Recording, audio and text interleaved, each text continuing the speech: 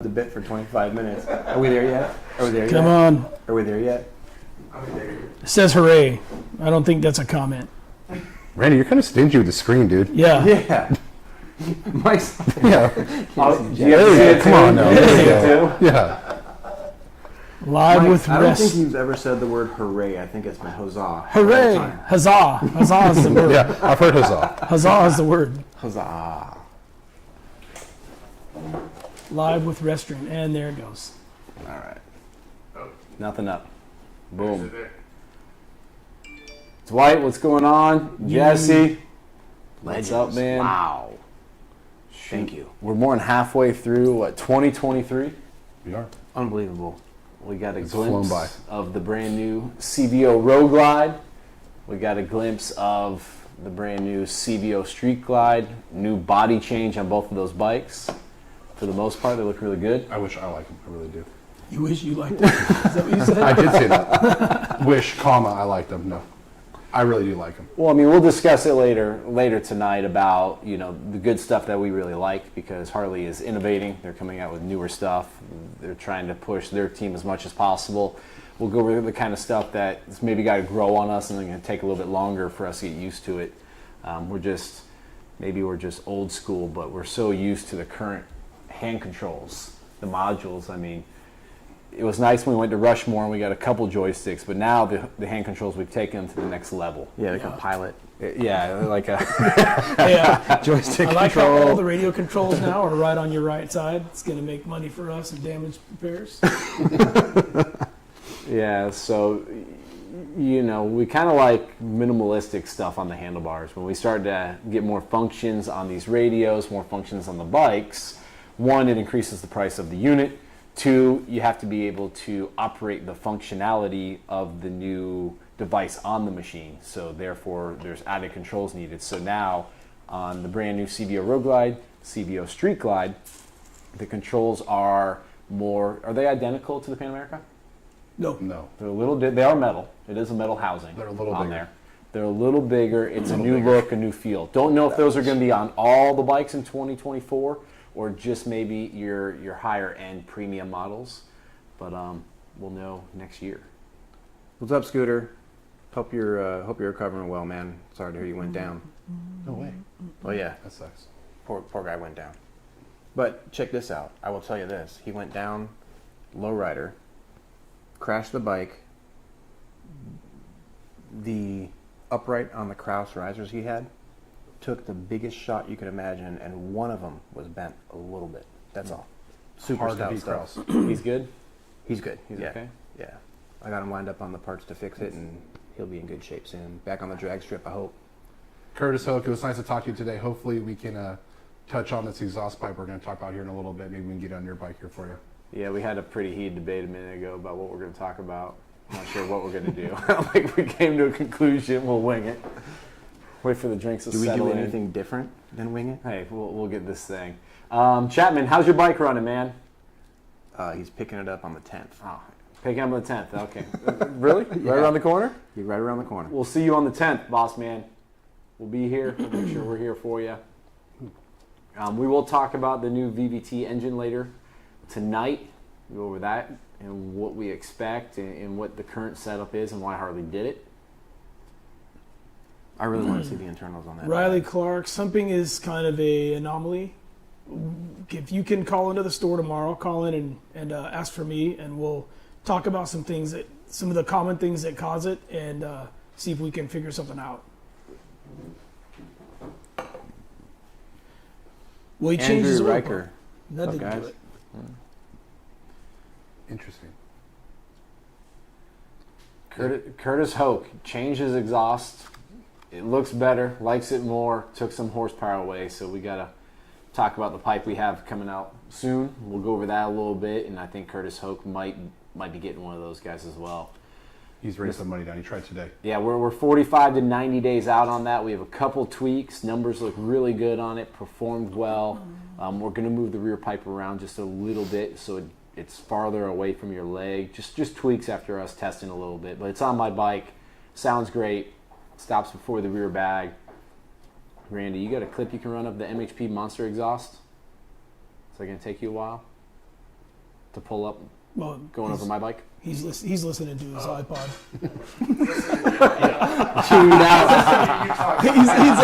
he's like, oh, what's on Pandora now that we got this up and running? Hey, does anyone want to take the low-hanging fruit? Yeah, can you go over that bike? All right, guys. This is exhaust we designed. We've been building bigger and bigger motors. What's going to happen?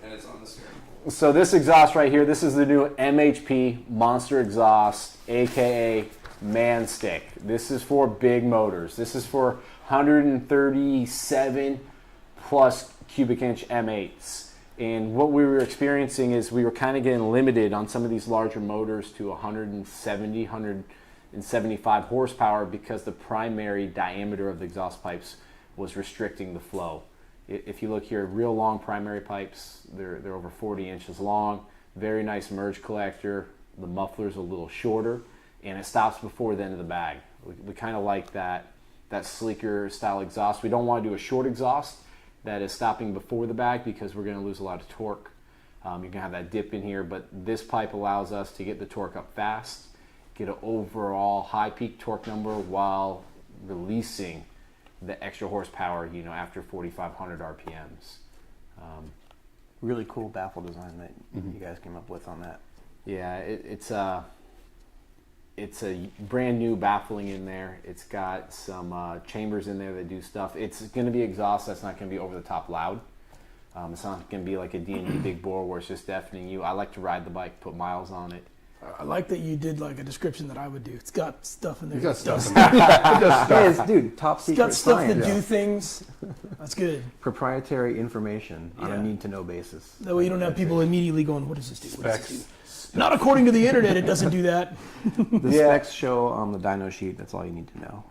Yeah, I mean, it was something we've been talking about and trying to incorporate in exhaust for a long time. And we worked with Burn Stainless Steel for multiple reasons. They're one of the leaders in exhaust, whether it's a high-performance drag race car, a Porsche on the track, some kind of prototype car that someone's, investing $500,000 in, and they do a very good job for the Harley-Davidson. Vince, that owns Burn Stainless Steel, is an avid Harley rider, and we And a wanted... glutton for punishment. Obviously. Most of the stuff that he tests on his bike. It was on his bike before it was on my bike. Yeah. So it handled, cool. it handled my 139 great. We got, what did we get? 8 more horsepower than what we had on the exhaust we were running before we switched to it. It almost made the same peak torque, but the horsepower, 8 more horsepower on the top end is big. And of course, we threw some nitrous on that guy, and well Just a over little bit. Yeah, Yeah, it was a little bit. Well, what was that thing? 206, 213 on nitrous. It was 217, but we could not stop the wheel from slipping. Yeah, wish we had a So- video. Randy, next time Might we be do time to change nitrous, that wheel on the dyno We don't again here know. pretty soon. you got to be in the dyno with Mike because he was trying to hold the bike down at 7,000 RPMs behind it. Shane was running the bike and running the nitrous button, so I had the clicker and was like sitting on the back of the bike. We'll have to get some footage of that. Next time we're gonna have him sit right behind Shane on the bike in the dyno. Yes, all the way in the back tire. Hey, if you guys are for that, Mike, I'll wear a chest riding on the harness. back, riding bitch. Put your comments up. If you want to see him riding bitch on the dyno, Can I vote? Where do I vote? give us a hell yeah on the On the comments, title, please. Yeah. butts to nuts on the. Hey, And he's got a stream the whole time. I should underneath my work shirt, I've got my "I Ride Bitch for Money" shirt. I bet. That would be a cool chick shirt. And Scooter, call me. If you change from the dog wall to an open baffle with your setup, I probably wouldn't recommend it until you went a little bigger. But call me that you probably will need to retune it. Yeah, for sure. I ride bitch for money. We will not be in Sturgis That'd be a because good we are shirt. here. All the chicks He's on gonna the make back, it. That'll be on the show. I'm gonna make Awesome it for you shirt. ladies out there. Be like, Yeah. hey, I'm on this bike for the money. Okay, I don't know this guy. I just met him. And you say this. So scrolling unproductive. up while we were talking about the pipe, Tim Grantham said he has a 475 gear drive cam and he's having trouble tuning at low RPM. Is that on a stock 107 or 114? Just reply in the comments. Give us a number 1 if it is and a number 2 if it isn't. Isn't that the new thing? Give me a number 1 for yes and 2 for no. I don't know. No. You sound more knowledgeable than On I do. YouTube? with Well, it. you're the one that's on YouTube all day. I'm on Instagram looking at reels. Oh, Come on, pay attention. YouTube certified. Yes. For your bike or truck? the YouTube. Everything. I just get lost on Instagram, all the funny stuff all the time. Some good stuff. There's some really good stuff on there. Apparently, sometimes clouds make explicit pictures, Hey Nick, Yes, it does. and Nick has them on his Instagram. Grant them. Yes, are I we do. going to be in Sturgis? It's a 114. So You're not, I wish. on I was a just- 475 is quite a We're lot of here. cam It's for a Friday. stock 114. I would recommend doing some compression. Give me a call tomorrow, and we can see what we got to do to make that thing give you some low end torque. Called it again. Randy, you got the phone number up there so you can see it? Should be right The here. email address, horsepower at Right, moonshineharley.com. is it right here? Can you also put horsepower at moonshineharley.com up there? Am I holding the phone number? Is it right here? I'm about to. Matt. Matt, what up, buddy? What's up, buddy? Yes, sir. Hope you're recovering Yeah, from your. recover well, buddy. He's probably already riding. He hit me up last week and he's like, I'm going to go ride my bike, I think. Yeah. Or I heard from a friend he's going to be on his bike Is that again. the one we were talking about earlier? Different Dragging guy, no. floorboards in a Is it a cast. CVO that he drags the pipe and does wheelies on? Yes. You know what I'm talking about, red CVO? Yes. Yes. Pendenian. I don't know him by Matt. Yeah. I don't know his first name. Well, we say his last name wrong every time, too. I just stay with it, though. So for everyone watching, he is the customer on our Instagram that has the wifey on the back, does a burnout, and then rolls it into a stand-up wheelie. Every time. Every single time. Every time he comes in the shop and leaves the shop. And I smile every single time like it's never happened. I love it. And now he's got a bigger bike. Customer traded in a built bike from us. He saw it on the sales floor and picked it up. Every once in a while, we will recycle one of our builds because a customer will want something different, and they will trade in for a new bike. So check out the website. Call us. Check in once in a while. Every once in a while, we have one. We also, if we run across a stock bike, like a Road Glide or a Street Glide that had a problem, That's awesome. Yeah. sometimes we will buy them from auction or take them in on trade with a motor that needs to be remanned. So if you guys are trying to build a motor and stick all your money in the motor and buy a bike a little cheaper, give our team a call. Send us an email to the email on the bottom, and we will do our best to try to get you taken care of. Speaking of burnouts, hi, Benjamin. It's my son. How you doing, That's bud? cool. Is he out there? Yeah, he's on there. He's probably got Hi, Megan's Dad. phone. Someone asked about twin cams. We 2 to 1. We still do twin cams. We do. Yeah. We got some pretty cool setups for twin cams, actually. We've done several over the last month and a half. Some kind of oriented more towards really big, giant torque on the bottom, and some more towards some horsepower up top. All of them with ported heads, and they ran very, very well. Customers are really happy with them. Mark Ruppel is back. And if your name is Aaron Stottinger, you try to do the most complicated twin cam setup in the history. I am building one the of the world. most complicated twin cams ever. Well- I got this. Thank you for picking up the cylinder very, very much. I saw that in the present. I almost left him at the machine shop. I was like, I'll leave him here and bring him to our shop. That's the third time I've had those cylinders machined. It might not be the last. What's It going may to suck not. is my little dynamite just outpull you too, and it's just all bolt-in parts. That's a So. bet. Oh, God. What are we doing? We We don't know what we're doing yet, but that's Race a race day's coming up. That's a race. We just We're locked done. in, so we don't have a choice now. Don't. I might have to push it. Oh, God. Hey, I think me and you still have a scheduled race. No, you and I do. We do? Yeah, you. The Dynas? Yeah, we brought the Dynas, and you bought your Road Glide, and it was just my little 107. I wasn't there the last one. I Dude missed brings it. a 40-foot trailer and you only have one Yeah. bike in it? 7 fans, snap-on box, 30 gallons of race fuel, does 2 passes and leaves. Nine gotta- kids. hey, Nine hey. kids. You got to be prepared. 9. You had you had less? I thought you had 10. Mark Ruppel, we see you, buddy. I know your bike's back in our shop yet again, but you know this is a common occurrence with your bike. I know you love beating on her, so what can we do? I'm pretty sure in one of our videos we talk about if you try to break it, you will break it. Is he the one I call Mayhem? No, No, he's not no, Mayhem. no, he's not Mayhem. No. Mayhem tries to break it too. He's Mark Ruppel's the one who has broken every part probably on his bike, having fun. You know, more power to you. I wish I could do that. Dude, Mark was so dejected last time through. He's like, man, I don't know what else I'm going to do. I love this bike so much, but I just keep breaking everything. Maybe it's me. Getting all introspective. I'm like, dude, come on. Well, I did say it's not me, Mark. It's you. Well, that leads me to a good point. When we do a lot of the builds, and you guys call us to price them, some customers are like, hey, man, the builds from Moonshine are a lot of money. And sometimes it's because when you call another shop, they're just doing your motor. They're not thinking of everything in your primary. They're not giving you options for a training upgrade if you want to do it. They're not giving you options for the rear wheel, new tires, axle adjusters, the correct parts for the motor to make as much power as they do. For our motors to produce the results we get over and over, we have a system, and you know, if we miss 1 or 2 parts on that system, a different intake, a different injector, you try to save money somewhere else, it's not the combination we're going for. You know, we kind of need to do the same thing over and over, but we try to make it so you're not putting all that horsepower on a stock clutch basket or a stock compensator. We're trying to address all those problems. It's kind of like you guys, if you've ever built a car, whether it's a small block or a big block car, you put 500 horsepower in a car and you have a stock transmission, boom, tranny goes. You get the transmission fixed, you're good to go. You have an awesome tranny. You put a stall converter in there. Then what do? Rear end. You rip And a your ring rear gear. end goes. Yeah, your ring gear goes in your rear end. Yep. You get the ring gear fixed, brand new gears in it. You got a real cool Detroit locker. You're feeling good. You do a couple burnouts. Everything. Axle shoots out the side of your car. You lose the tire axle. So here you go. Here's more money for the tire and axle. You get that fixed, and then you got a drive shaft problem or a U-joint problem. Then you're looking at bigger yoke. So when we're doing this build, we've all had high horsepower everything here at this table. We've all been different genres of racing throughout our lives. So we're trying to make it so you don't experience those failures after you have a lot of horsepower. So when you call us, we try to do an all-in-one done package. And if it's expensive, we can tear pieces off. Hey, let's save this till later. Just know that this isn't 100% there. You're running a stock belt with 170 horsepower. Don't be doing burnouts. Don't be dropping the clutch over and over. Don't be wheeling it left and right until you get the chain on it. The belts hold up for a long time though. They're pretty tough. They're pretty tough. Yeah, if you don't do a lot of burnouts, the belts are good.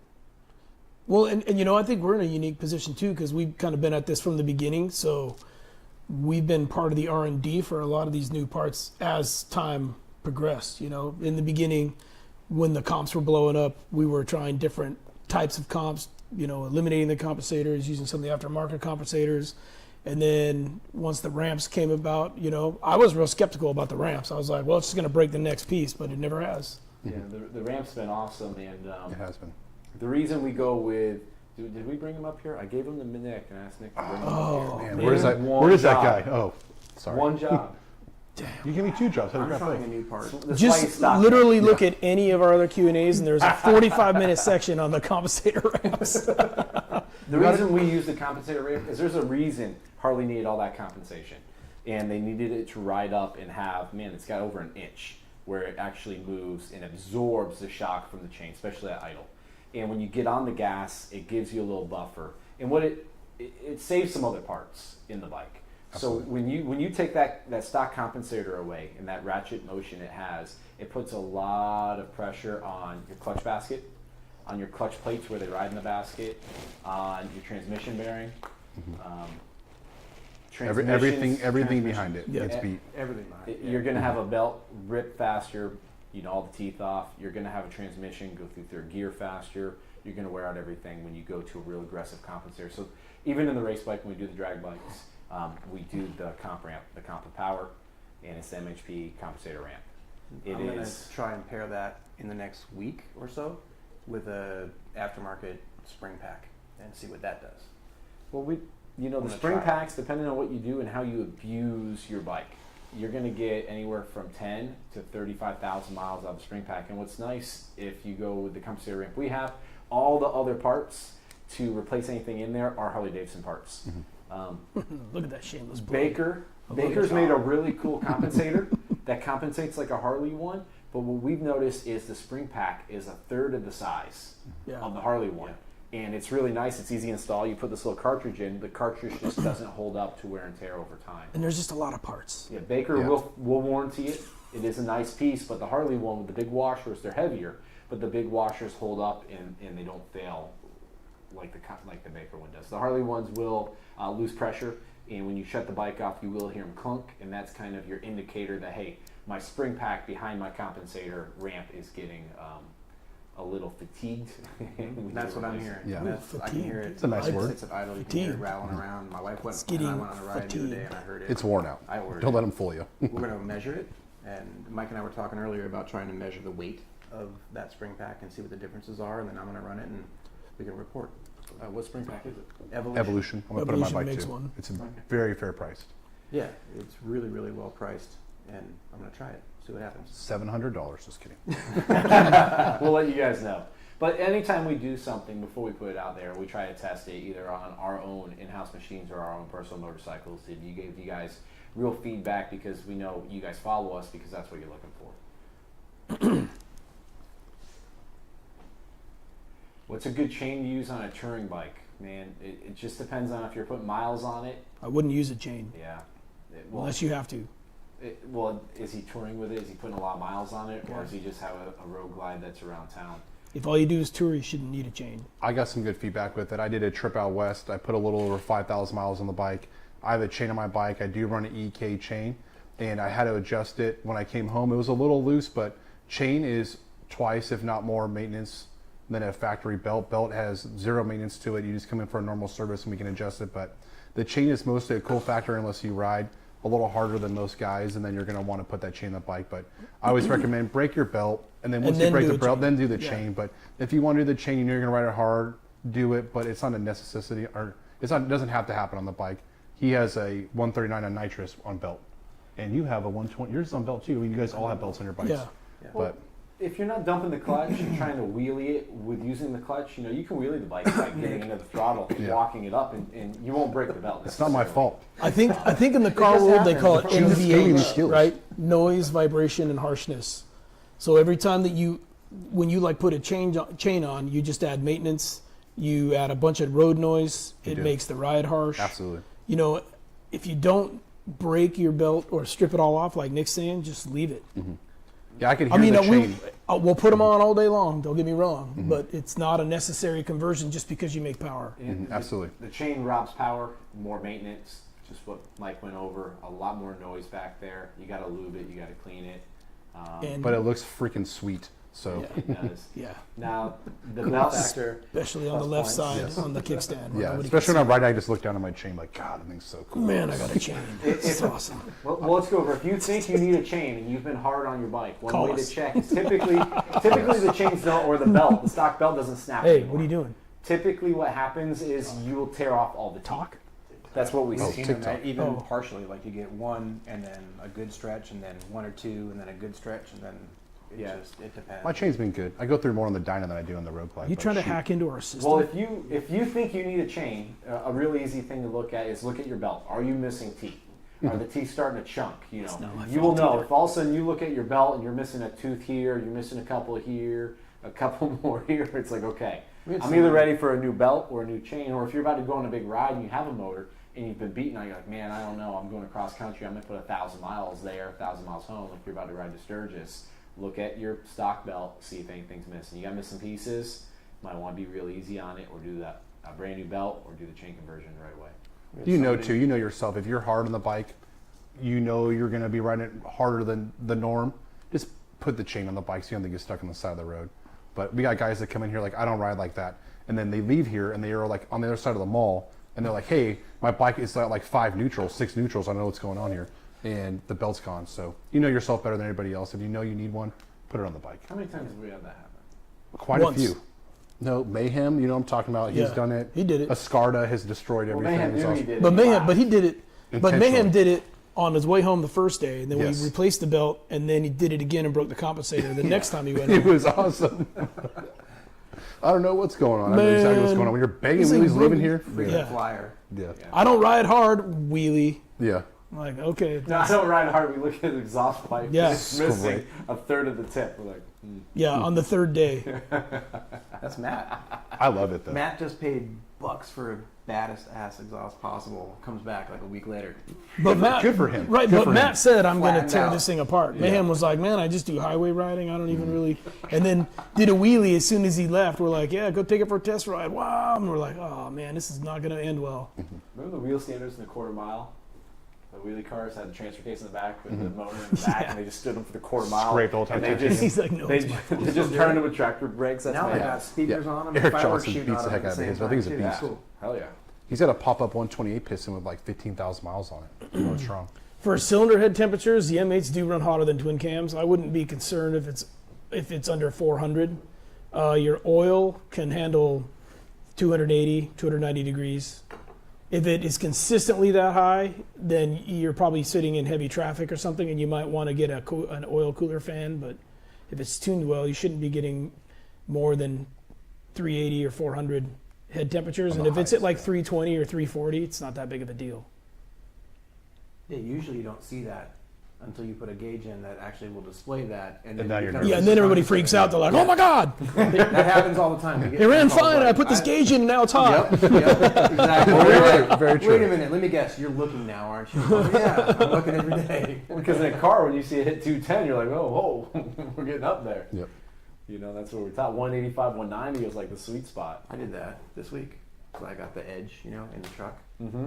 And I'm not used to seeing 202, 205 on coolant. Should pull over. Yeah. You know what I mean? That's how the Duramax runs. Pull over. By the Pulled way, over and was like, anyone "Oh, who's God." on- Yeah, Whoa, mine doesn't. The beamer broke, not my truck. 180. I can't no break. giant intercoolers, radiators. 180. Yeah, Whoa. my BMW is dead. It officially died, so now I'm in the big truck. So here we go. Is this R.I.P. our Rob Curtis keep message on Hey, here? thanks for getting that done for me. Yeah.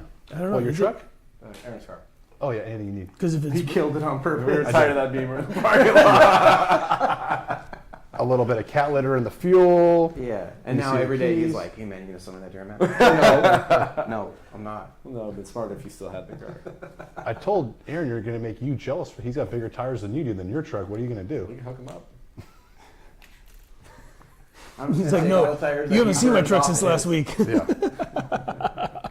Cheap tires. I just Well, the worst part burn is Mike's like 1976 pickup will probably outpull all of ours in Granny Low.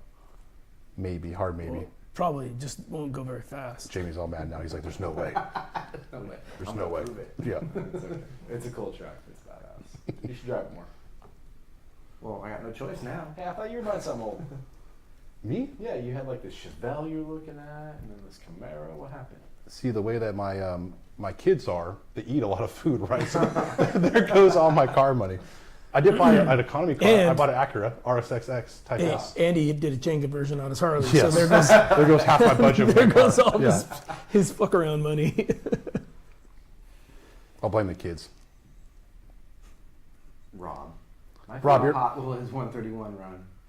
It'll run hot, Rob. No, it won't. Real hot. Are we tuning That's Rob? that's our Rob. I'm Yeah, pretty sure. That's Yeah. our Rob. Rob, you troll. Yeah, he's up there in his nice little bar, laughing, Exactly. drinking drinks. I'm surprised he's not texting me right now. Actually, Rob, I need a refill, buddy. Heading over that way in October. When can I return? Eric Simpson wants to know what we recommend for the front end. GP. He's got the old ones. Yeah, the Without a GP. doubt. And why is that? Go over that. The reason why I like GP is the valve size. It's really not about the part itself. GP has the best customer service you will ever deal with. They are amazing down there. I don't care. When I bought a kit for my bike, there was a part that wasn't right. They overnighted to me. They didn't have to do that. Got it in my bike, and I told them like, "There's no rush. I'm still doing all this other stuff on it." Even with stuff here at the shop, their customer service is by far the best in the business, and Yeah. I appreciate that. So, of course, they make a top tier product, but it's unbelievable. Customer But, service, and they have good unbelievable. turnaround times Barista too. is amazing. We appreciate you. Thank you. 3 of us Made- at this table Yes. have GP Yeah. bikes. Jamie's got inverted, of course. He's got carbon wheels. He's that guy. So Well, I need to do the dyno. I would do it for sure. So the GP has a 25 millimeter cartridge kit in it, made in the USA. Yep. You know, that's what we always look for when we're using a vendor. And it's got all the adjustments. You got preload, you got compression, rebound, so fully tunable front end after installed. And we keep those in stock. So if you need one for your bike, we get them set up per rider weight. It's not like you just do one part number. We usually keep 2 or 3 different versions of it on hand for the most common weights we see. Call the number below, ask for Aaron Stottinger, Nick Zanola, Is it right there? or you can send us emails. It's right here. Email us at horsepower@moonshineharley.com and we'll get back to you. If you send us an email, please leave a phone number. The ones that leave a phone number, we usually get to those faster. GP's nice too because you can do a +2, a +4 application. So if you're trying to raise the bike up, it's nice to do You're too. They can +2, do. aren't you? I'm +2, yeah. And so are you. You're like Yeah. plus. Well, yeah, let's this talk +2. about that. I'm factory. I'm +2, but just because it looks cool sticking out of the top. Yeah, Yes. you went +2 and then dropped it like an inch and a half or inch and 3/4. Well, me too. I did the +2 because I wanted the extra stroke on Yeah. the front end. Yeah, I that's the wanted only to be reason. in the stroke a little bit more. But the bike, my bike's only sitting about 3/4 of an inch, maybe 0.85 of an inch taller than stock because if you jack your bike up 2 inches in the front and you jack it up all crazy in the rear, cool, you're high. But you're riding 45, 60 miles an hour most of the time. You're not on a track doing 120 in a corner where that bike will be glued to the ground. The higher you raise the bike, the worse it's going to corner in slower speed operations. 50 down, the bike's not going to handle as well. Yeah. So, something we talk about, the frame of your bike if you have your bike and you're on the ground and you're held straight up, you want the front of your bike to be a half an inch lower than the rear. If you're even or up in the front, the bike's not going to handle correct. To get the best handling, you want about half an inch in the front of the frame, right behind that weld, where the bend comes down, there's a weld, and in the back as well, I'd be measuring. But you want that half an inch variance. You want to be lower in the front than the rear. So most of the time, 3/4 of an inch is all you're going to do when you put the Ohlins, like +1/5 in the rear of the bike, and we'll set it that way. So mine is a +2. I have 1.5 inches and 1.25 inches sticking out of the top of my triple trees. I have more travel in the front end, but the bike's not sitting aggressively high. When I put it on the kickstand, it's not falling over. Something to think about, because there's a lot of different philosophies and opinions out there of what's going on, especially if you're doing two-up riding. If you're doing two-up riding, you don't want to be real high. Yeah, you don't. So, Well, I'm sure everybody only rides top end all the time, and all they do is corner. Yeah, Full freeway, speed. 110, high-speed corners. I've never met anybody that just rides the bike, casually. yeah. well, even that, to get the right brake and everything on the bike. I mean, 2 inches in the front, you got to have like a 4 shock in the rear to get the frame set up right. So take a look at that if you're going to be doing it. 3/4 of an inch over the factory, touring setup is perfect, especially when you have like the Screaming Eagle Olin setup on your bike, or you have the Olin's rear shocks on the bike. That's our recommendation. So 13 on the back. 13 3/4. Right. Yep. With the front end, basically factory puts you about that half inch down in the front, which is great unless you go up in the front a little bit more, and then you can space it up if you wanted to. I've only drug a couple times with my +2, but a stock bike you can drag all the time. I've done it the off ramp, coming into work, pretty much all the time. Yeah. And if you hate that, rather than raising the suspension, just get a lifted board. Whiskey Throttle Traveler. That's I like smart. to casually launch my bike at every light. Casually. I love seeing the Explain videos. casually. Whiskey Throttle's definition. Casually means one cigarette. And Yeah, then dump the it's clutch. still lit. Scooter, lowrider. Hey Mike, I've never been over 100. I obey the speed limit. Laugh out loud. Yeah, sure you do. Yeah. Was he on the track when that went down? No. Oh, I think he hit some grass or something like that. That sucks. Going down. 55. Power vision so far off. Well, I mean, Power Vision can't take certain things into factor on. Is it on the module itself? Yeah. Probably. It could be Yeah. injectors and what the injectors are scaled at versus the fuel delivery, and it's just not calculating it properly or something like that. I don't know anything about the setup, but that's Yeah. Well, it's also how you guys, when you log the injector in and you're tuning it, you're not always giving the tune the exact size of the injector. Well, you try to, but sometimes you have to scale it depending on what setup you're doing. Because most of the tuning programs max out at like 150 or 160 cubic inches. So, and the cubic inches equate to horsepower. So when you're, going 170 horsepower, sometimes you have to scale some of the parameters. But I just wouldn't really use Power Vision as any kind of a guide for telltale for issues. I mean, it's good for like battery voltage and RPMs, but other than that, I don't know if I'd be using that for any kind of trip meter or anything. Usually what your ECM says, if it's tuned well, that's usually pretty accurate. When you go through on the newer touring bikes, that'll have you like your miles to empty or whatever. That's usually pretty accurate. Josh, this guy, has asked several times, what's the turnaround on a build? The quick It answer depends to on the that build. is we have to know exactly. We have to know what Yeah. the build is. I mean, what parts you're getting. if we're doing a 135, 139, 143, we're case boring, those builds are extended, weeks. Yeah. If If it's a stage two and you give me the money tomorrow, September 1st. 2 days. Yeah, on realistically, stage end of the month two, right now. 3 days on a stage 3 or stage 4. Of course, we'd like to have a little bit more time so we can put some test miles on it and shake it down before you go cross country it. But And by 3 days, you mean like when we make the appointment. no, Yeah, if you there's if you come in tomorrow for a stage 3, it won't be done on Monday. no, we're booked out right now until about the end of August. Yeah. Eric Johnson. Hey, we have our drag days coming up. So they are coming up in September. So that would Nice. be a cool event to come to. It's the last one of the year. That, if you've never been on the track with your bike, you could take it easy. You can ride just like you're riding on the street. If you want to get in there and launch as hard as you can, shift through the gears, you can do that as well. So the cool thing about coming to our track days is we rent the track out. We'll have anywhere from 50 to 100 bikes typically. And some guys are taking breaks, so all of a sudden you go up to get in line, and there's only like 8 to 10 deep. Which is nice. It only takes you a couple minutes. You do a run, shoot. You get stopped right, it's not getting too hot. You can literally come right back from doing a run and get right back in line again. Yeah. Towards the end of the day, I was on my dyno. I hot lapped, I think, like 3 or 4. Yeah. Just came down, pulled back in, went right back. What's the Tracks. date? Dying. What's the date of that? We'll have to check it. It should be on our calendar on the website. Check it out. I can't remember the exact. Hey Randy, date. if you're in Randy. between songs, post that. And it's Music City Dragway, I think. Scooter, it's an 8 mile. Union City Dragway, and it is an 8 mile. No cars out there to compete with. It's a really nice day. Most of the time, George Bryce makes it out there. He does a little, or he does a great class for beginners that have never been He on the does, strip. How the light works, what to expect, how to roll in. He's really how to good do at a that. burn up. Yeah. Yeah, I mean, He watches you individually, and he'll grab you after and give you a couple little things, and he just keeps it right up. If you don't want to be grabbed, just tell him. well, He's real respectful. I mean, he's a legend. He taught pro stock motorcycle racing for years. I mean, I think, I don't know if there was another school for pro stock motorcycle racing, but he did that for a long time.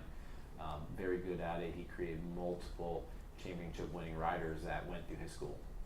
He's loaded up today to go out to a big race this weekend, right? Yeah, he's got the big boy, so he's got our heads with his valves in them, so a pair of monster heads. He's got our monster intake manifold on that bike, a pair of his 4.5 pistons that he designed for nitrous, running our CNC game changer cylinders, and the bike is a monster. On the bottle now. Progressive nitrous setup. He's running a true dual. They're about 2 foot each pipe. They're like 2.5 inch exhaust pipes as well. They're big bad boys on that bike. But yeah, Air shifter. air He's shifter. got all the nice stuff on it. It's a really cool bike. Who's the guy who comes and tapes out all the races? Cycle Drag?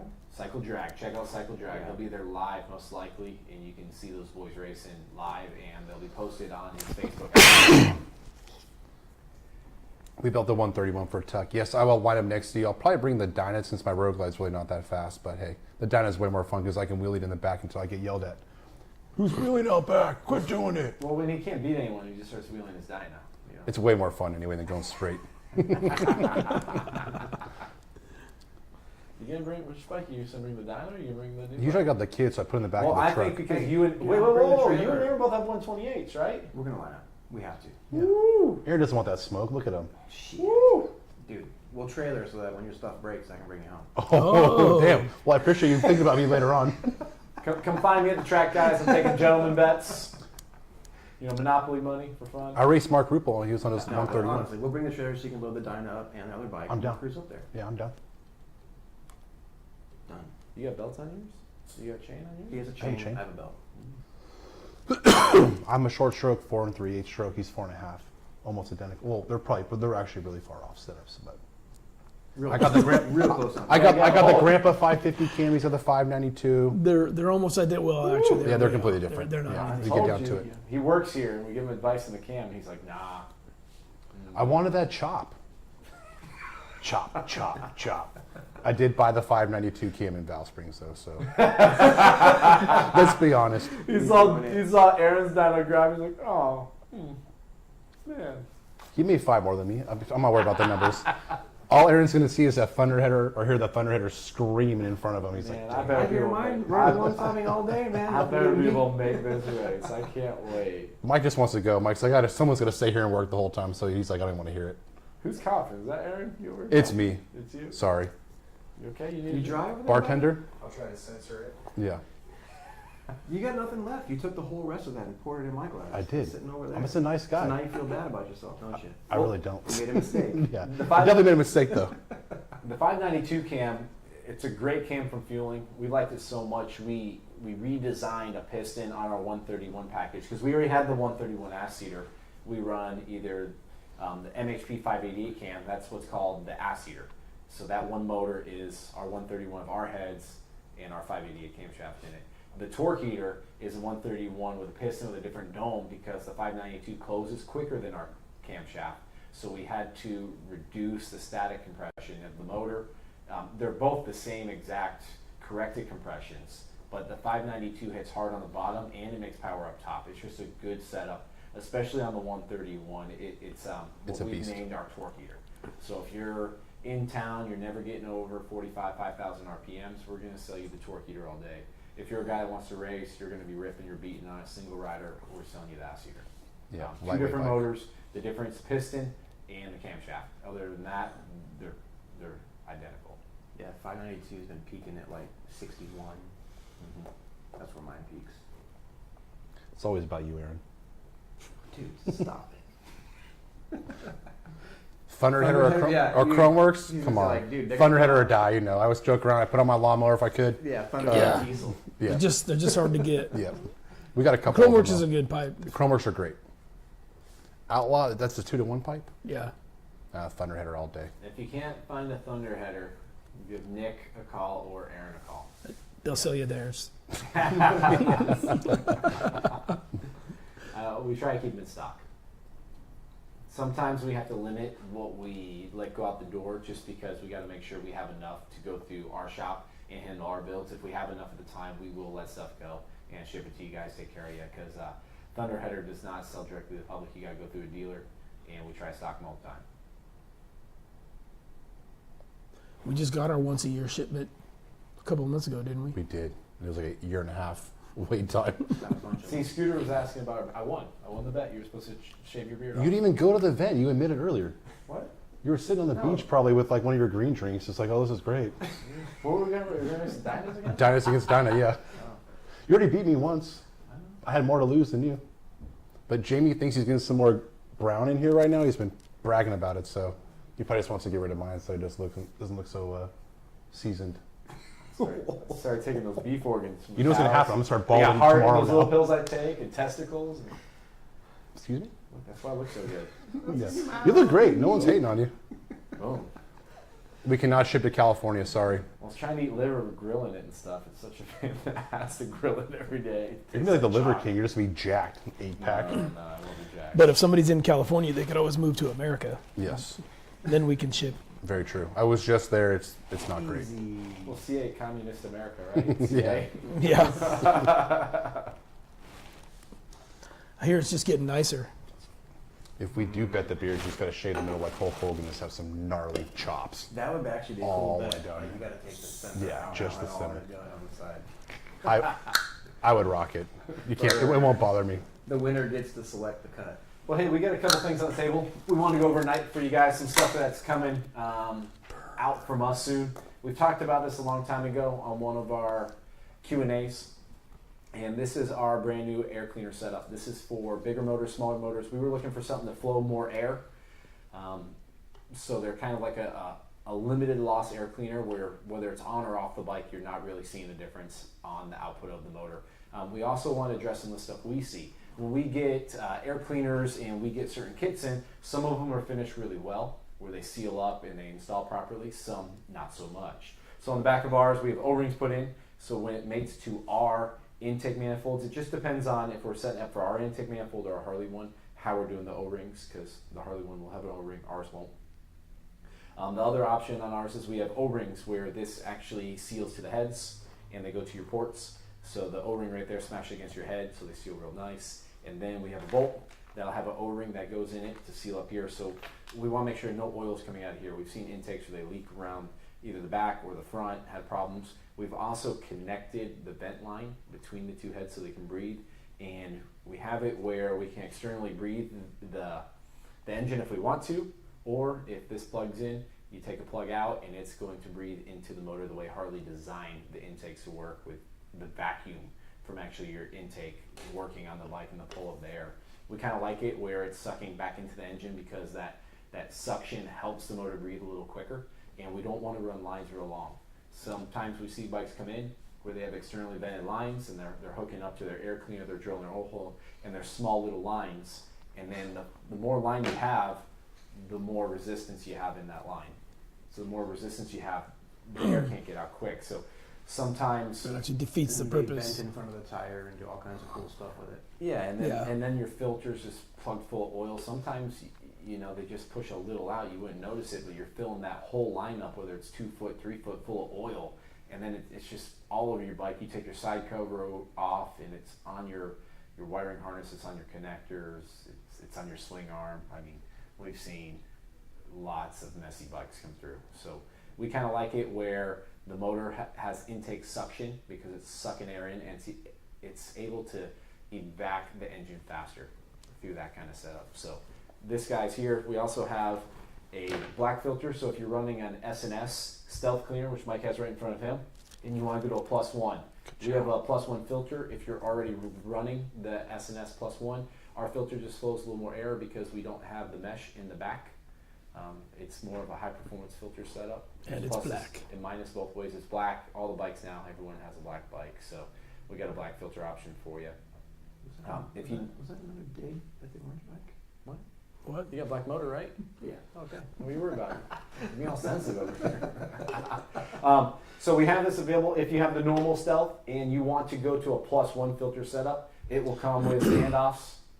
It will come with 2 sets of bolts, whether you have a cool cover on your S&S cleaner. If you have a cool cover, you need these bolts. If you have the stock one, that's that plastic one in that box right here, these bolts, we made our bolts a little bit longer. That way it grabs more threads, and this guy a little easier to install, especially when you're changing the filter and doing stuff. And if you already have a +1 filter on your S&S Stealth, this is just a replacement filter. We sell just the filter. It's part number 4468 from us. Nick or Aaron can take care of you. If you want the whole setup for the +1 to make your air cleaner bigger, it is MHP-2800. But that's the MHP +1 in black. So we have both. This guy right here, it's available on our 70mm throttle bodies. It's available on our new 66mm throttle body we are about to release. It works on a 64. We have multiple different versions. We did not make this for the 68 because we have our 70 and we have our 66. We've done testing and some motor math, and a 64mm throttle body will handle 200 horsepower. So you don't have to go to a 68. I know it's the new biggest one that Harley has. There's other reasons they put the 68 on there and designed that throttle body for some of these new motors coming out with a shorter intake manifold. And they're doing some unique stuff through the intake, which Mike has kind of looked at. And it was a vision he had 2017 or 18 when you were talking about extending the runner in front of the throttle body. Mm-hmm. So Harley's kind of done that, and that was Mike's thought a long time ago. But just more stuff to come from us for you guys. Those are trick. I love that. Those are trick. Yeah, we have a couple different covers. This one is a highlighted, so it's black highlighted. We have solid black ones that are anodized, and then we will have your machine finish. We might have a chrome one down the line as well. You're gonna have the chrome one. The chrome guys are gonna lose it. You gotta have it. We're working on it. Chrome's just a whole One thing at a time. process. Yeah, but Chrome is on the docket to get done.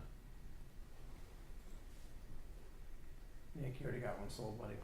What, Mark Ruppel? You want He's that probably right? already ordered online. Well, MJE currently have S&S Stealth, no external breather, always piston oil inside of the bike. Have the trash transmission vet. Yes, the oil is at the proper level. Double check. We like to run the oil on the bottom of the stick. Sometimes we are a quart removing low. the oil. Sometimes it's best to turn your bike off with it still straight up and down, and then actually check your oil with it straight up and down. But if you're going to check your oil, stop your bike straight up and down, then put it on the side stand, check it. We like to have it at the very bottom. To us, when it's at the very bottom of the marks, it is full. The next thing to do is the S&S has those rubber washers.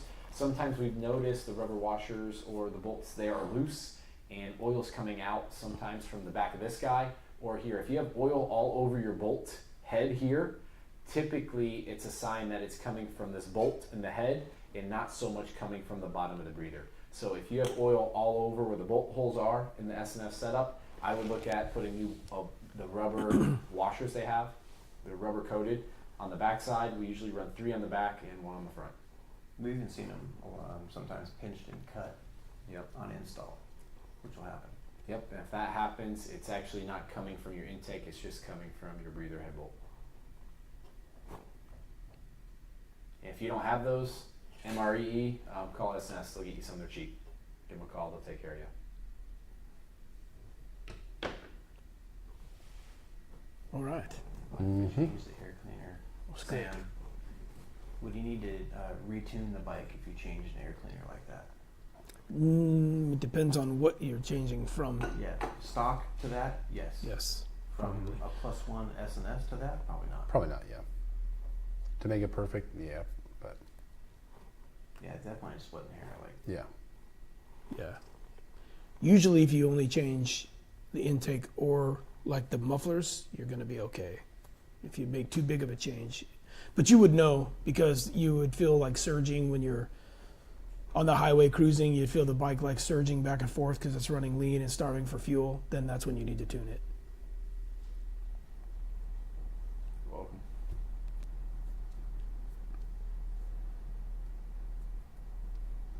Go-to clutch would have to be a Recluse. 9 times out of 10 we run the Recluse in most of our guys' bikes. The reason being it is easy to pull on your hands. So most of the guys are traveling. It takes it from a 9 friction plate system to a 16. And it is just a nice easy pull. Other people we run the Evolution there if they're a little rougher on the clutch, if they've gone through the Recluse clutch. But 9 times out of 10 most of our guys have the Recluse clutch on their bike with their Recluse basket with our Moonshine comp. It's a pretty hard system to beat. Again, it's easy in your hand. You're stuck in traffic. It's a good setup to have. What's the horsepower kind of limit on the torque drive? Where are we seeing it when guys are beating it that we're going to something more? 170s. Yeah. And we're still good. So I would say 175 is kind of the limit on that clutch, and that's with the springs we run. We don't even run the hard springs. Shoot, you have nitrous on yours for that clutch, don't you? Well, no, we have a new R&D. Yeah, his has the R&D clutch, the Recluse. 200. So we'll talk about that in a minute because I just do that and it held up great. So our go-to clutch. That actually is not released yet. Yeah, it's coming out. So Yeah. I don't even know the name of it, but we'll just tell you how it ran and what it looked like, and Mike installed it. He knows all the details. So It our looked go-to like a- for 175 and below is the Recluse torque drive clutch. We like it because it has extra friction plates in there. They're thinner and it's rated for 200 horsepower. But these motors make so much torque and power that sometimes they will slip, 180, 178, especially if they're getting hot. But the reason we like it is it fits in the stock configuration. And it really doesn't add a lot of pull to your lever. And that's the they thing. feed nice. Yeah. They pick up really early in the throw. They're not like way out when you finally get full clutch. Like they feed really nice and linear. This is really nice clutch. Best clutch for the most stock fuel we can give you for holding as much power as possible. Yeah. It is, especially if you're riding every day. I can't tell you how many times we've had guys bring in their bikes with some big old clutch and you grab it and it's just a miserable bike to ride. Well, yeah, I mean, even back in a couple of years ago when all we had was like the Bandits and stuff, they're just, Rough. the spring pressure was so high. Yeah. It just sucks in traffic. Oh, it sucks. It's miserable. I mean, every time you grab the clutch, you're like, dang, I hate this thing. So we try to give you the best product we can give you with the thoughts and what we experience, and that's what we roll out. So Recluse just has a brand new clutch. They're about to release. We threw it on my bike, 182 horsepower all motor on the setup we have on my bike, and then we threw a bunch of nitrous on it, 200 plus foot-pounds of torque, well over 210 horsepower, and we didn't have any problems with the clutch. I rode it. The clutch is great. The only problem I'm having is I put some fancy controls on my bike, hand controls, and I am going back to the factory Harley ones because I like them more. A lot more. I can't wait to get them back on my bike.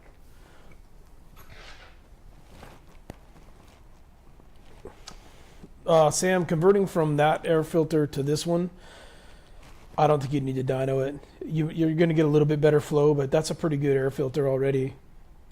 If you've already done the expense of installing it, I don't know if you'd really see the any output gains for changing the entire setup. Are the ST stock heavy breathers limiting my airflow compared to what you guys just showed? Depends on the setup, right? Yeah, if the bike is stock, Demand. then no. Yeah, exactly.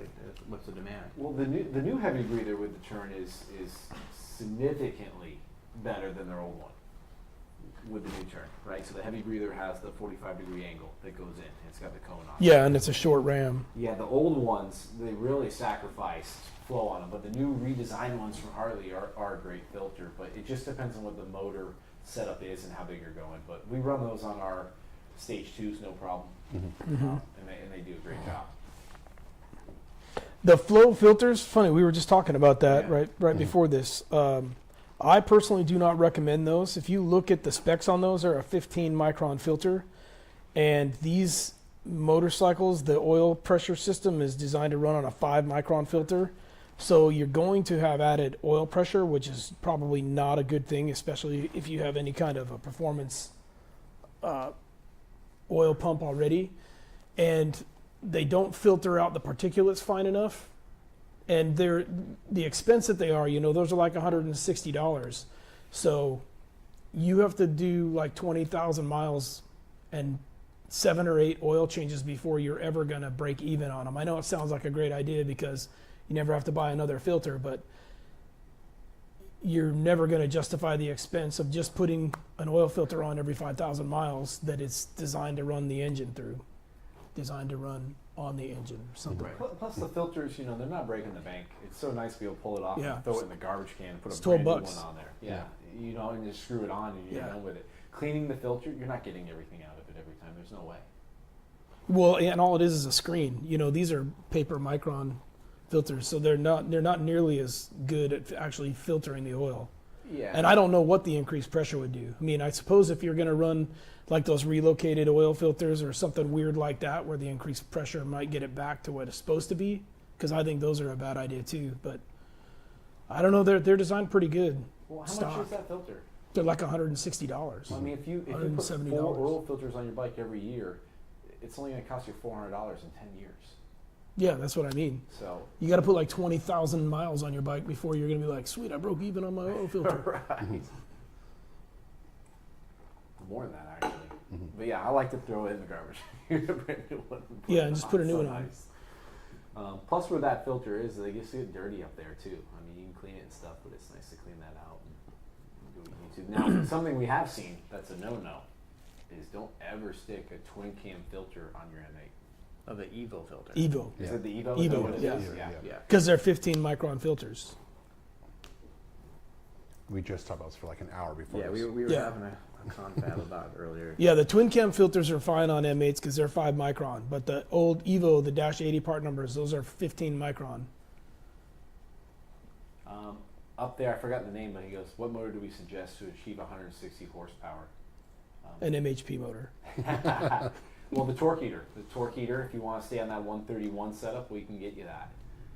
It's going to be real close there, over 150 to 160 in that area on our torque heater. Also, our bigger motors kind of make that, but anything over 150, 155 on torque, it's just a monster, and you can't throw it all down. My 139, it was making, we're 130s in the lower 2,500 to 3,500 RPMs, and I was just rolling to a stop sign and just hit the throttle, rolled into it, and just stood the front end of the bike right up with a sticky tire. So it's really hard to put any more than 155 foot-pounds of torque down to the ground until you're just ripping the tire off. If you want to go bigger, we got the 135. That is a good touring motor. You can call Nick or Aaron. That's the cruise missile. Yeah, that's the they have all-purpose.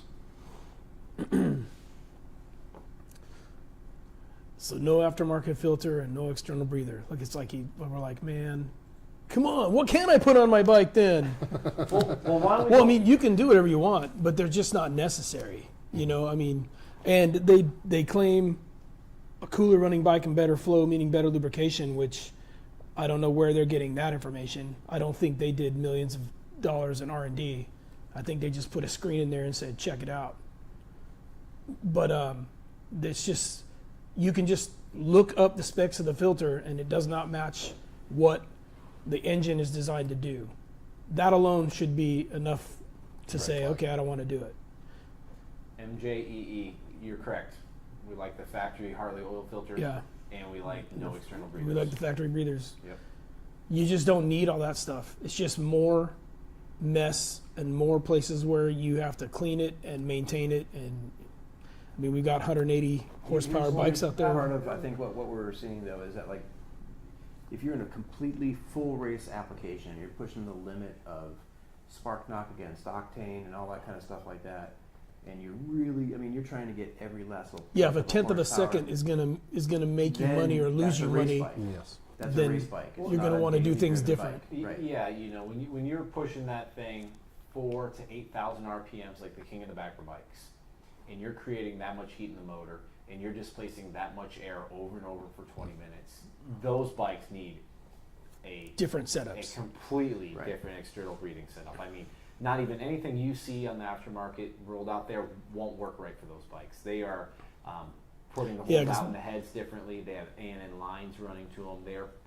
They are doing everything they can to breathe it, because when you're just maintaining 6,500 to 8,000 RPMs like those motors are doing for a limited amount of time, that's a lot of air to move behind those pistons, and it creates a lot of pressure. Well, we saw that one that had a vent line from the cam compartment into the intake so that it could create vacuum into the cam compartment. I mean, they're doing all kinds of weird stuff that they think can help decrease pressure or put pressure in different spots in the motor. So Yeah, But- Vance and Hines bike. That was the Vance and Hines Yeah. bike. They actually had it where it went to the cam chest cover, and they have a baffling system in there, and they were using the vacuum of the engine to actually suck it To out. evacuate. Like a vacuum, like a yeah. vacuum pump.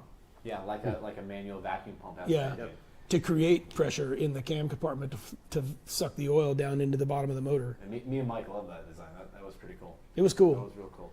But it's just not practical or necessary. Race teams have spent thousands and thousands of dollars trying to create vacuum pump Yeah. setups for race cars and Well, race bikes. yeah, for these bikes on the street, we don't want them to look good. We want But these again, hoses and lines To everywhere. Yeah. take it full circle, it's like saying like, yeah, I want to set my car up like a pro mod and daily drive it. You really don't. Yeah, You're talking about two different ends of the spectrum as far as like the reality of how you're riding these bikes, right? So not everything that applies on that end of the spectrum applies for what we're doing. and you should see what these bikes look like after 25 minutes on the track. They Covered in oil. Yeah, they're Also, when we did this in our intake as well, it's not a little bitty hole. Ooh, look Um, at that. Oh yeah. The hole coming out where we're externally venting our air cleaner setup, it's a larger hole. That way we can run an AN in there and give it the proper size to vent correctly. Most of the ones we see in the market, they're just not size correct. Yeah, they have like a 1/8 inch tube. By the time you get to the bottom of the motor, there is no vacuum. They're having to force the air out, which is just going to create more pressure inside the motor. Yep. Why don't you talk about that Recluse clutch, that new one they sent us to test? I mean, it was great to ride. It felt nice on my hand besides my lever. I didn't like my lever because I went to a control I don't like, but the pull of the clutch was awesome. It did everything I needed it to do without being over aggressive.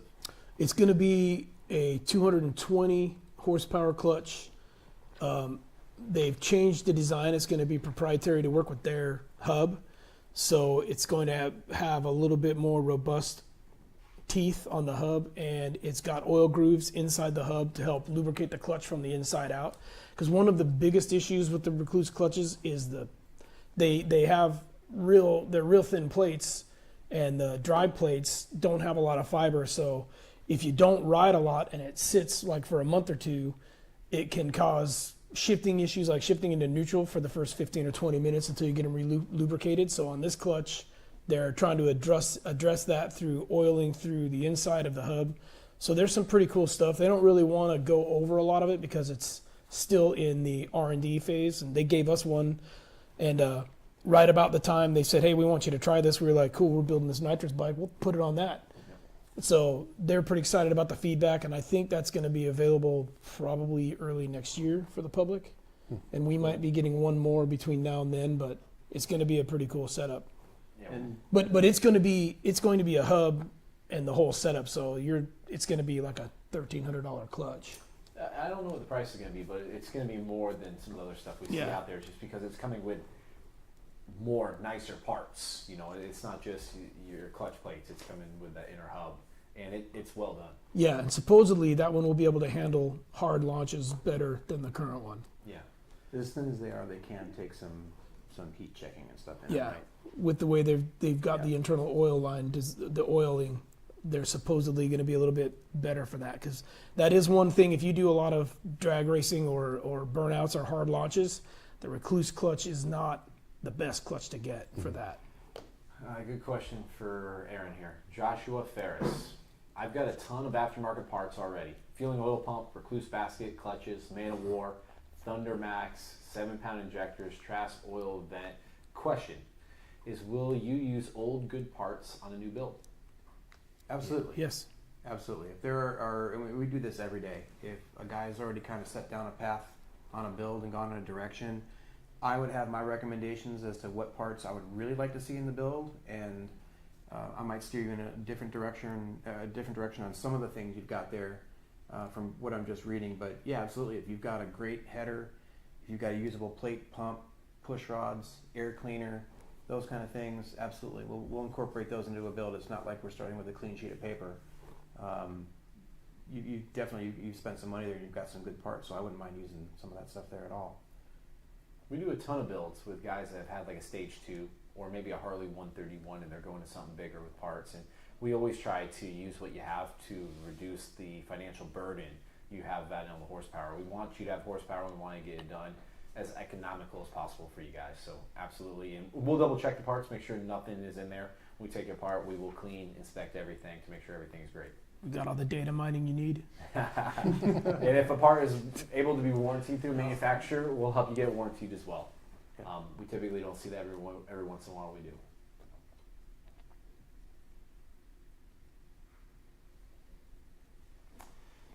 Scooter, Lowrider S. Hey, on our drag bike, we are using a stock Harley clutch. We want the clutch to slip a little bit, but not too much, and we dial it in with. But Scooter's not just drag racer. We talked with him before. He's a street guy that occasionally takes it to the drag strip and makes passes. Well, yeah, I mean, The Recluse is perfect then. Well, he can take a Harley stock clutch and do the. What's the kit where they have the extra clutch plates? Well, doesn't he? Scream Eagle kit? Yep. So I have the Screaming Eagle kit. He's and got then- a 64. Doesn't he already have a 66, Recluse? 45 Yeah, leave it of as the just Recluse. Yeah. And that's the guy that I showed you the video of him waxing. Well, I know, The but I V-Rod. don't think he's had a problem with his Recluse. Yeah. No. If it's So not just broken, run don't fix it. It's working good. He's Use it. making Yeah. fast passes on a stage 2. If you're like Mark Rupp, when you go through 5 of them, maybe we'll talk about it. Yeah, the then only we'll. time you have a problem with the Recluse clutch or the stock clutch is when you're riding the clutch way too much on the track and you're putting too much heat into those plates and they aren't able to stay And straight. even then, Yeah. like in a pass or 2, you're fine. But come back. You just gotta let it cool off. down. Don't hot lap that thing. Like, don't think you're just gonna go down there and make 5 passes in a row without a fan on it. Like, take it easy. Let it cool off a little bit. Whiskey Throttle Traveler. I'm having good luck with my full Evolution setup. The Evolution setups are great. They're robust. They're a little tough on the hand, but besides that, they do the job well. Nick, that's what you're running, isn't it? I have mine with an easy pull. It's perfect. Harley Holloway. I haven't talked to that guy in a minute. Swapping to a Do I 20. need Yeah, injectors? don't do that. I was just first gen stage 4, 117. Put all that on with a D&D 2-in-1 Redshift 468 intake, pulls 130, torque 128. Yeah, that's a Yeah, good setup. yeah That's a great good numbers. setup. Yeah. Yeah, it's great. Yeah, now we got some bigger cams for those setups, you know, if we want to, but that's a great build. Change the valve springs for sure, maybe in the future. Just want more now. We all do. We all do. Air breather do you recommend? What air breather? Does it mean air cleaner, the air breather setup for the Yeah. engine? S&S intakes are Well, great. Scooter, Harley that's- extreme ventilators. Scooter, that's a tough question, man. As far as an optimal temperature to let it cool down, I would say 10 minutes. give it 10 minutes with a fan on the primary, Oh, yeah. and maybe short start it, cycle the oil so it kind of moves it around and cools it. Then remove that, and instead of it sitting in a pool, we'll help it cool a little bit more. Or just Well, no, shut it off. no, and- if you're racing it and doing that, you should let the motor cool down in the primary, especially so you stick your hand on it and it's cool. If you stick your hand on your primary and it's still warm, it's not cold enough, So when you're done doing a pass, you're going to want to put a fan on the primary side, get the primary cold. You're going to want to put a fan on the other side and get those heads cold, as fast as possible so you can do another lap at the track. So air breather, we have our new air cleaners coming out, which is right here in front of us. If you came late to the show, this is being released in the next 45 to 90 days, depending on what setup you have. We have them for a lot of different throttle body combinations. We put a lot of thought and design into this guy, the way it seals up and goes on the motor. We have them where this is a 3.5 inch filter. We have them where they're a 3.1 inch, depending on how big the motor is. We will pair it for the setup for you. So this is an MHP air cleaner setup. We have multiple different covers. We love the S&S Stealth. If you're doing a big motor, you need to add the +1, whether you do the MHP +1 filter kit for the S&S Stealth or you do their one. they're +1. Just a little bit of different stuff with us. We have a little nicer bolts. We have an option for a black filter. And then Harley's come out with a lot of good intake setups.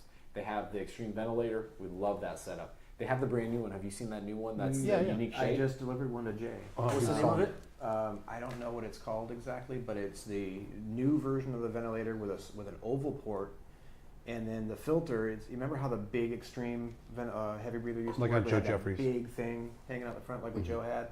They've trimmed that down, and then they've taken the element, and it's about that big, like kind of reasonable size instead of that great big one, and they put a front-facing breathable element like what you'd see on a ventilator extreme, so the air can kind of pack in the front. Yep. And it's got a really cool, when it makes the bend and comes in and attaches to the throat on the throttle body, they put a really nice radius insert piece in there to help it mate really nicely and pull up to the inlet of the throttle body. It's really cool. They put some real work into it. I'm curious to see what it does. And the nice thing from Harley is, compared to some of the aftermarket companies, is it's got to go through their R&D. It's got to go through their engineering, the way they finish the parts, whether it's high temp enamel paint or the chrome is done very well, and the fit and function is usually very, very nice. And they started racing King of the Baggers. They are back into the racing world. They want to win that. They're throwing a lot of effort to it. And the more they learn from racing that series and competing in that series, it's trickling down to what we're seeing in the motors. It's trickling down to what they're doing with the throttle bodies, intake manifolds, air cleaners, plate and pump on the bikes. I mean, everything is kind of getting revamped. It's kind of nice to see Harley back at the track with the bikes that they produce for the street.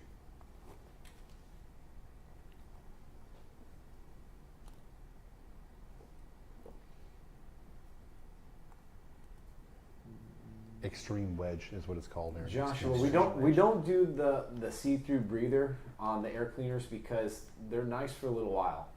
Till you ride the bike. Until you ride the bike, and they get covered in a little bit oil mist and splatter and stuff. They fade. They fade. They crack. Turn brown. Yeah. They crack. We've seen all kinds of problems. Spots all over them. Yeah, It's gross. Rolling Sands was making the. Those clear rocker Yeah, the box clear covers. rocker. Those didn't stay Yeah. around long. Those are gone, aren't they? Long gone. I have one on my dyno and they cracked. They leak all probably the time. still make them. Yeah, because they crack. They get hot. They get cold. It just starts cracking. Plus, the third time you start the bike, they're milky. Yep. You can't see them anymore. They were cool though when it sat there. They look awesome. When you put them on, you're like, man, that's cool.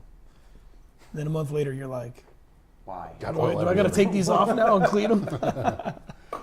M31 Fireman, yes, we do twin cam work. Like I was saying earlier in the show, we actually just finished, only on Tuesdays, though. we just finished a couple of really nice ones, a 110 and a 117, and they both turned out really, really nice. A little bit different setups for them, but yeah, we'll do everything from piston, cylinders, flywheel to ported heads, induction, the whole thing on a twin cam. Including Wayne Clark. trading right it there. in. That's for you, Mike. Wayne Clark got full stage 2, 2022 CVO, MHP 45 cam, recluse clutch, MHP compensator, almost impossible to get neutral while running. Easy win, shut down. Is that a dry clutch thing you're talking about, or no? No, that's Could have a bent plate. the recluses sometimes are finicky. And I was saying that earlier. Sometimes they don't retain the oil real well in the friction plates. Well, sometimes some people install them without soaking them. The way we Yeah, do you've got to let them soak for about an hour. before you install them. Yeah. Something else we've done is we started running the recluse oil. And the recluse oil, if someone has that problem, Yeah, it does. It may help. The best thing to do is to take them out and re-soak them and then put them back in. It's kind of a pain in the butt, but call us at the shop, ask for Mike. You can also send us an email to horsepower@moonshineharley.com, and we'll reach out to you. If you send us an email, please put your phone number in there. We'll discuss, who installed it, what you're experiencing. We'll try to walk through some steps to yeah. resolve that And problem. I'm actually working with Ryan, one of the engineers at Recluse, on that issue because it does happen every once in a while. And sometimes if you just switch the clutch and put a different one in, it's fine, and then that clutch will work fine in another motorcycle. So it doesn't necessarily mean the clutch is bad. It's just their tolerances are so tight. Like thousands. We were measuring Well, it's, plates. Yeah. it's Yeah. just that clutch pack on that basket made from Harley-Davidson. Yeah. And maybe that basket's a little thicker than normal, and the clutch from Recluse is a little thicker, and that exact combination isn't perfect. You know, we don't just see it in the clutches; we see it in all kinds of parts. Sometimes we take a motor apart, and from the factory, the rocker arms in the Harley have no play, and they're perfectly in there. Sometimes we have 30 thou left to right play. Just everything's a little different, in the motors. If you have a stock clutch and you're having a hard time finding neutral, you may have a notched basket or a notched hub, and so the plates are sticking. Yeah, Or The it's cleat you should stored it fix for a that, long but time. sometimes we've even seen those take some shots. well, the Recluse one depends how Little much he sleeves has. that go Oh, into yeah. the When you do the torque drive clutch for Recluse, they have steel sleeves that go where the clutch basket is. That way, you're not taking the clutch plate directly to the lumen basket. It's got a steel buffer in between the plates and the basket, which is kind of nice. It's one of the reasons we like them as well.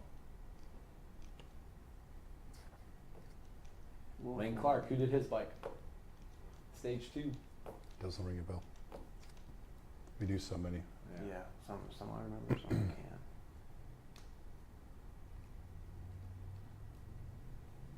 William Wade. Man, I would say some of the things, the reason why we like to have the bike built here is also the tuning.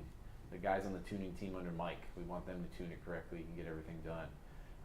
If we put the bike together, have a problem, it's on us.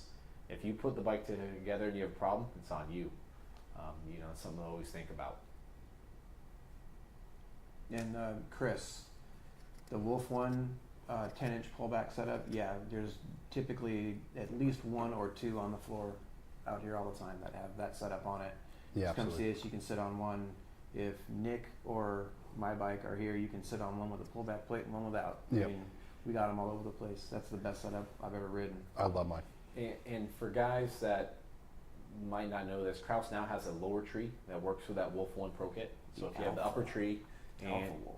and you want it to finish off the load, Kraus has that available, really cool. They also have the top triple tree for the Lowrider S, the lowriders. They have a full tree for the lowriders. Really cool stuff coming out from Kraus. They've expanded their machining capabilities, and those boys over there are rocking. Are you playing lowrider too? You guys better play. I have not. Come on, No, get that car. lottery's a scam. Yeah. The winner's already been chosen.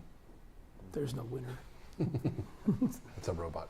Yeah, we met one winner though. They bought 3 or 4 bikes from us. He's a robot. It could be. All right. Play it. If you win, you'll be happy. Yeah. And bring beer. Lots of beer. T-bars versus apes. Man, T-bars versus apes, to me, there's no comparison whatsoever. It's all visual, but I mean the TV. Well, it kind of depends. Well, it depends on I the mean, bike. if you have a Yeah. street glide, You like to see your radio. I hate to say it, but T-bars just look like shit on street glides. Unless you remove the infotainment screen. Oh, it Then doesn't kinda matter. makes sense. It just looks like. I mean, I get it if you're like a super high performance guy, but I would probably run apes on a street glide, just because they just stick up in the middle and with the batwing fairing. Sometimes, I mean, like Just not how you. good of riders are we really? Yeah. I mean, are you really that good that you're bending the handlebars when you're in corners? No, we're not. None of us are. If we were, we'd be on those teams. Well, no, it's a completely different feel, especially when you can take those riser bushings and put them up top as opposed to at the bottom. I mean, I've taken a couple customers' bikes on the highway with 12-inch like Yaffe bars, and it is a drastically different riding feel than if you do like a Kraus T-bar setup. Well, yeah, of course. And of course, I like it better on the road glide because it looks better, but it just depends T-bars on who you are are as a better. rider. Yeah. I'm a T-bar guy, especially if it's the Kraus one where the polyurethane bushings are now right underneath my handlebar. That's why we push them so hard. The positive feel it feels. I just don't want my bars moving while I'm braking. No. I want it to feel really nice and It's just rigid be connected without to the being road. hard. Yeah, it's awesome. I mean, hands down. Once you have them on a bike, you're gonna always have them. But you got to really want to run T-bars on a batwing bike because it's unique. It is going to be in the way of your radio. You're not going to be able to see your screen much anymore. I don't care. I turn mine off. I can care less if my bike had a radio. I'm doing everything right from my really expensive iPhone to my helmet. So I don't really need it. I also like the Rockform setup they have, the Rockform case, and the Rockform mount and the handlebars. I'm clipping my phone in, I can see everything. If you need to do GPS, most of us are familiar with our phone GPS more than we're familiar with our car GPS as well. So it allows me to do that and get the communications right through my headset and my helmet. But everyone's different, and there's a lot of good setups out there. How many Batwing bikes do you have? I have none. That's right. Zero. But I wouldn't care. If I put those on a Batwing bike, I wouldn't care about the radio. Put a sticker on it, I don't care. He wouldn't have them on a Batwing. I wish I could make it so the radio doesn't fire up. Well, that's easy to do. Yeah. Well, We can just take it out. Anyone need weight Bluetooth reduction. speakers? We need to get rid of those too. Best flat top bars for a street glide. I would say, before I changed over, no, flat top is in like flat mitered and all that kind of stuff like that. Oh, the I like the LA Chopper. yeah, Twin the LA Peaks. Choppers Twin LA, Peaks. LA Chopper is standard bar. The LA Chopper Twin Peaks are badass. Yeah, they're real rigid. They have good lines. You know, the Yaffee bars, monkey bars, I mean, in 99, those were the shit.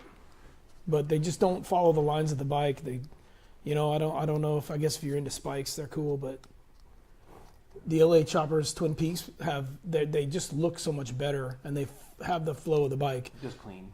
Yeah, they're clean, they're real rigid, they don't flex. They're good bars. And if you want to stay inside the fairing, limit yourself to a 10. If you go to a 12, your hands are going to be just above the edge of the fairing. If you go 10, you're going to be right at the edge of the bat wing. The arrow kind of float right up over the top of your wrist. I had a set before I switched over to the Kraus. You know, if I had a Road King, there's a couple bars. What did Hoke have on his bike that looked really good? Oh man, they were like a trash bar. They're kind of low. Yeah, those were a cool bar. Easy. The Carolini, they make a cool bar for a Road King with a little sweep on them. That looked really good if you're going to that bar setup and you want a little ape. There's The Gangsta Apes. Yeah, the Gangsta Apes are badass. Yeah. Those look good. I mean, and then if you have an old Springer or something and you want to do the apes, you got to stay with the look of the You gotta bike. do the know, gangstas. We got to have the right bars on the right bike to do the Yeah. whole look. Like 7. We have a balancer on the table tonight because this was a rolling change in 2022 that you guys started noticing Yep. coming in the bikes.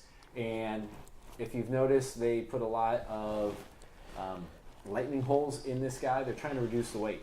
They're reducing the weight in the middle of the shaft right there where it's turning. They're reducing the weight on the sprockets themselves. And the old one is 3.79 pounds. The new one is 0.6 lighter. So Harley's trying to make these motors wrap up RPMs a little quicker, decel a little quicker. They're changing stuff, just a little bit different change we see in the balancers we want to tell you guys about. And this was a rolling change we saw in the middle of 2022, towards the end, I would say, of it. But There's got to be some value there because that cannot be cheap to machine like that. no, that costed more money to do, and I think they knew some of the product coming down the pipeline. Maybe that these were going to be going into new VVTs, and they didn't want to run the old one anymore, so they just updated the motors to all of them having the new one. Well, plus, I mean, you know, a Softail's got 2 balancers, so it's 0.6 on that one, but that's 1.2 pounds on a Softail, It's a lot of weight. you know. Yeah, that's a lot. Actually. So it's the same part number, whether it's a Touring or Softail. So if they made it specifically to help the Softail weight reduction, it would just benefit everything. Yep. Which my guess would be that's what they did it for. Because that's a lot of extra rotating mass on a Softail. It is. Granted, it saves your fuel tank grommets. You know, And we gas we didn't know about that, We learned the hard way, didn't we? We got a couple of those. but it's fast. Is that white bike? Yes. Yeah. We didn't know it was going to go You're through plotting fuel over there, tank I get bushings every week. Is it that bad? It's It's pretty bad. It's pretty bad. So if you're building a Softail, we keep Just the keep the balancers balancers in the engine. We took them out because they said they couldn't be done. Well, something we do when we do leave these in our built lower end Softails, we are reducing weight on the flywheel itself. We are going to reduce as much weight on the flywheel as we can because we're keeping these in. Window So- and knife edge. Yeah, we're gonna put a couple windows in her. We're gonna knife edge your flywheel, and that way we are lessening the total rotating mass as much as possible. It goes back to that we were doing this from the beginning and we learned some things. Yeah, we only built like 2 or 3 like that. Yeah, and mainly because they were like, you can't take the balancers out. And we're like, oh, yeah? Watch. Hold my beer. Hey, it's got 20,000 miles on the motor. I mean, it runs like a raped ape. It does. I think it's rowdy You just have to have extra bushings for the fuel tank. in your pocket when you go anywhere. And you cannot run Plex audio. Newbie here. 14 Shake it street right. glides. It does. I love how a street glide special is a thing. No one knows how to like do a whole moniker. 103 with a Vance & Hines True Dual header, Bone Shaker exhaust, looking for a cam in the new future. What would you recommend for an engine setup for all-around rider, city, and highway? Stock, if you have that bone shaker. Well, I would recommend the cam setup and the exhaust you would like. Yes. Yeah, if you're a touring guy, 2-up, and you want to leave it factory compression, I would put a wood 222 in it Yep. and love it. And possibly think about changing that exhaust setup. You got a little bit. SNS So- header, SNS mufflers, a great combo. Build some torque off the bottom, and I mean, I know the bone shakers sound awesome, as do CFRs, but those pipes are just notorious for a really big dip in torque on the bottom that is completely avoidable if you just make a different selection on the pipe. And your bike's got short bags on it, so you could put a 2-in-1 on it, and then really let it eat. Fill me up. He- Come on, Hey, Tuck. Fill me up, Nick, buddy. Nick, it's your time to shine. he What called you you. got? Carbon fiber. Carbon fiber. Oh, that video was so awesome when it came out. Is that all you have? That's all I got. What's carbon fiber right here? Hey, what do you want to talk about? Like Hezbollah. What you got? Bar. I got nothing. Everything in front of me is what I got. Well, what's going on? Well, with your what- bike? Update us on your bike. My bike, situation. I had built a 128. I went on about a 5,000 mile trip, had no problems. I'm running our Street Fighter 1.5 Frankenstein heads on it. Loving every bit of it. I am running the Evolution clutch, our Moonshine comp. It's hard to beat. I got about 180 miles, 190 miles on a tank of gas. I don't care about fuel mileage because I want to pull over anyway. Aaron said it's not hard to beat. He has, whatever he wants to do. Just let me know, buddy. I mean, I'm just saying. Yeah. Yeah. You'll probably beat me. I don't even care. A few minutes But- ago, he said it's not hard to But beat. I'm loving my setup. I did do the Olin's 044s out back with the GP plus 2 in the front, the Kraus bar setup. It's a 10-inch riser with the kickback with the fly motor bar. Kind of our standard we did, but it's hard to beat. I am extremely happy with it. I wouldn't change anything, but maybe my camshaft. That camera, I'm looking at that camera. It's on this one. But yeah, I'm very happy with it. You removed the whole camera. Thunder header, of course. Well, what about the VVTs? Hey, do we have Since pictures of everybody's asking Nick's, about it. stock Nick on his bike? Do you have any pictures you We can had a throw up? burnout video, but I just bought it. Big old burnout. No, Yeah. but we need pictures of your bike now. I've been trying to bring it up here, but Buddy, my we- bike's not black, so you don't like it. Well, you should have bought the right one. Oh, come on. That Oh. thing's clean as shit. Yeah. not Harley clean. makes black bikes and then they just make ugly ones. How many miles are on your bike though? Like Huh? 17? I think I have like 8 on mine. Which one? All of them. I think all your bikes combined have less miles The than my problem bike. I'm experiencing now is it's hard to put 3 car seats on the bike. I would love to see that. And then with all the sports, it's like I'm going to a different place every night now. Yeah. And part-time crew chief now, I understand. Yeah. I gotta get the race cars loaded up tonight, and I gotta park the trailer and the truck at the racetrack, or at least the trailer. Do you hear that? That's that really small violin I hear. Just It's fine. I'm not playing it. There's lots of shit to do without the bike. Troy was asking about this filter. This is a replacement for that, correct? Yeah. Right now, we just got out of the box. We're gonna ship them. We did green because green was Frankenstein's color.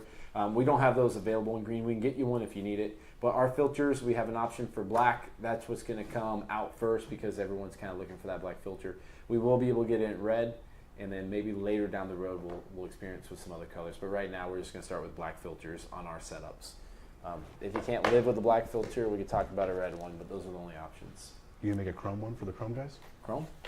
Chrome filter? You just clean How it about off. carbon It's fiber? gone. Yeah, carbon fiber? Carbon fiber? We might do a carbon fiber cover. Speaking of carbon fiber, Ooh. BSTs, they are absolutely worth the money.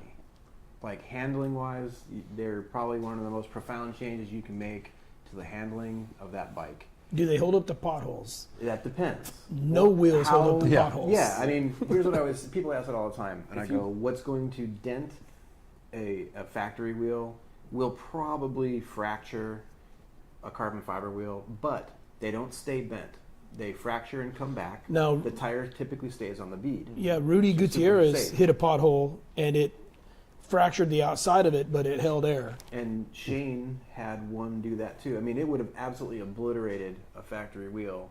And he's, I think, up until a couple weeks ago, still riding around on it, holding air. Yeah. No problem. Yeah. Well, his just a little piece. Yeah, it was just the clear. Rudy's was like a big, A like a legit 2-inch, a legit crack. It like cracked the whole finish off the outside of it. I mean, we've sold hundreds of BSTs, and we've seen a handful, Yeah, like three? if that. three, yeah. 3 to 5 max.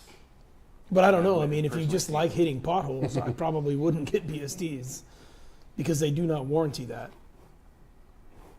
If you Definitely can- worth the money though. If you can steer clear of the potholes, they're great. You can get tire and wheel on your Harley, and it will cover a portion of a BST if that happens. Yeah, of what, So we've about, had- Check with your dealer. about get the one details. fifth, about 1/5 of the No, price. you got to look at the details. It depends how you bought the tire and wheel, because there's a standalone tire and wheel, and there's a tire and wheel with the warranty. If you have tire and wheel on your bike, read your contract or give them a call. Check with the dealer you bought it from. But tire and wheel from Harley-Davidson will cover portions of the aftermarket wheel. I can't remember all the details right now, but you can get benefits from it on an aftermarket tire or aftermarket wheel. And definitely, they're not cheap, so put What them are on your they? insurance for your bike. $5,000 It's for a set, 5 to Yeah. 6. right around depends on 5 to 6, depending on the brakes. Well, any of the customers doing big builds spend big money. Anytime you're doing that, look at your insurance for your bike, because in case it gets stolen or totaled, you want to take your work order you have on your bike and send it in to your insurance company and be like, hey, I need not only my motorcycle covered, but I need replacement costs covered on all these upgrades.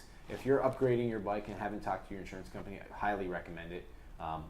The day that something bad happens is already enough of a headache, and you don't have to find out, hey, I lost my whole motor bill because I didn't call my insurance company. We are in no way giving legal advice. Yeah, not legal advice, just recommendations. But yeah, when you start adding stuff and you're increasing the value of your vehicle, talk to your insurance company about increasing your protection. And you may save a bunch of money by switching to Geico. But that's not advice. That is not advice. Well, maybe we're wrapping up. What's the cost for a 131 torque monster for a stock road glide? Man, so many options. Pipes are different. Well, air 131 cleaners are for a different. stock 107 is going to need a flywheel. Yeah, Correct. give us a call. Give us a call to the shop. We're going to break it down, give you multiple different options. We can send you some dyno sheets and some other builds we recommend. A build we do a ton of is a 128. We like the 128 over the new S&S 132, what they label a 132. It's actually a 131 point something. The 128 cylinder is a thicker walled cylinder. It's not as thin. And we do stock heads on it with our MHP 492 camshaft torque monster out of the hole. Makes 130 plus horsepower. We see them, 130 to 136, 137, depending on the combination and the day we dyno the bike. But really, really good setup that is more friendly to your budget. And you don't have to buy heads. You don't have to buy all these other parts, a flywheel, some other stuff that we have in these bigger builds. I just had one pick up today. 136 horse, 145 foot-pounds of torque. Yeah, they're It was a beautiful monsters. setup. I mean, for around town and playing with your buddies, you're gonna have fun. You're gonna slay most 131s out there. Unless Oh, yeah. we built it. I did a little post on Instagram last week just talking about like the way that we do our setups, the similarity in the curve. Like the amplitude of the curve changes, but the shape of the curve so often stays the same. It does, And it's it's no nice. mistake the reason they turn out that way. That's because we're soup Nazis. Well, yeah. No cam for you. Well, it was all Mike from the beginning saying, You want to run that exhaust? Not here. Yeah. Sorry. Or somebody else build it. Yeah. Yeah. And then Vance and Hines power duels suck. I'm sorry, guys. I'm 45 sorry. cam thrash and AR and a stock intake. Your next step on that's going to be a 64 millimeter throttle body And a reported 128. 66 millimeter manifold and a Yes. retune. No, and a more, 128. more displacement. Put it to a Yeah, unless you 128. went big and then added carbon fiber. Carbon fiber wheel. Carbon fiber. Displacement. Oh, yeah. Hey, if we didn't directly answer your questions here, guys, please give us a call at the Call shop. us. Go over some stuff. We'll help you out. We'll go over the parts you need. We probably have them in stock. The difference between us and most other dealers out there is we stock a ton of aftermarket products. I mean, our inventory is well over $2 million just because we got to keep everything on hand to handle all these different builds we do. And we don't want to run out of parts either. We do occasionally run out of certain things just because it's hard to get certain machine work done in a timely manner. But we try to keep stuff on hand to help you out with lifters, push rods, stuff like that on your builds. Well, that I don't think we claim to be the best. We just do it a lot. We just do a lot. We might also be the best. Maybe We do stuff well. we have a We lot do of stuff not well. we have reps. We got the reps. Reps. Put the reps in every day. We got the reps. We every don't day. do online sales well. It's not our best thing, but But that's like a side hustle for us. yeah. We do in-house builds. Yeah, the best way to get something done, make sure you have the right parts, is call the shop, the number there, ask for Aaron Stottinger, Nick Zanola. If you can't remember their names, ask for the horsepower team. Make sure you get the horsepower team. Also, if you want to check out some of our parts online, you can go to shop.moonshineharley.com. Check out the stuff we have there. We're always adding stuff to our shop, so check it out. But if you need recommendations, call. We'll go over it. Aaron, make sure everything's packaged up perfectly. He'll write a little hand card for you, send it to you. You definitely get an email at least. Maybe. Corey B, are you stocking the hydraulic primary tensioner again? Corey, since we switched over and we changed back to a stock compensator, and we are now running the Comp of Power. That's made by Craig Liberty, who's the owner of Liberty's Gears over there. We no longer need to change the stock tensioner, the primary chain tensioner. The stock Harley tensioner is great and performs just like stock, and it handles everything we can throw at it. Saves a little bit of money too. Yeah, don't spend money on a primary chain tensioner. That's an older video. We haven't talked about that in a long time, but our new setup is a recluse clutch basket, stock primary chain tensioner, and then we would go with the MHP compensator comp ramp. Maybe some springs in the near future. We'll see. We're gonna test. Well, this we gotta get you and Aaron to Square off. our drag shootout. Yeah. I'm down. We can go tonight. I got plenty of time. Randy, What time you is gotta it? video it. We gotta remember. We need a list of all the stuff, Well, all the stuff we gotta do. have the date on it yet. We can't. Okay. We can't go tonight because we got to do Williams Motor build. lowrider. Thanks, dude. Yeah. We got to get our reps in. Yeah. Well, cool. Appreciate everyone. Thanks, guys. Tuning in. Thank you for all the support. Thank you for all the love, the calls, the comments, making fun of Nick. Hey, someone's got to do it. Yeah, Yeah, I'm easy to make fun of. Look at me. stock Nick right here. He can Oh, ride the God. shit out of a bike though. On down two to go wheels. tonight. I'm down to go On tonight. 2 wheels, 1 wheel. I'm ready. I just want to go to the pit bike track and see who can ride. You don't want to mess with the dirt with me and Jamie. You have no chance. I want to go. This is an on and off Oh, switch, wait a and I minute, just wait a leave it minute. over here.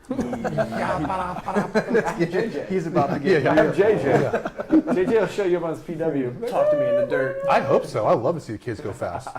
The Red Eliz is going on right now, and the kids are ripping. Nothing more humbling getting passed by a kid that's like 8 years old and at 10 85. video shout out. Everyone over here, man, talking about wanting to run Jordan. You back up now. He's been hard at work down there. He's bringing the heat. I think he's got a 145 in his bike now. He's bringing the heat. Yeah, be careful. He's talking about playing around with some things that you don't want to play around with to go fast. Top secret stuff. All right. Well, see you next time.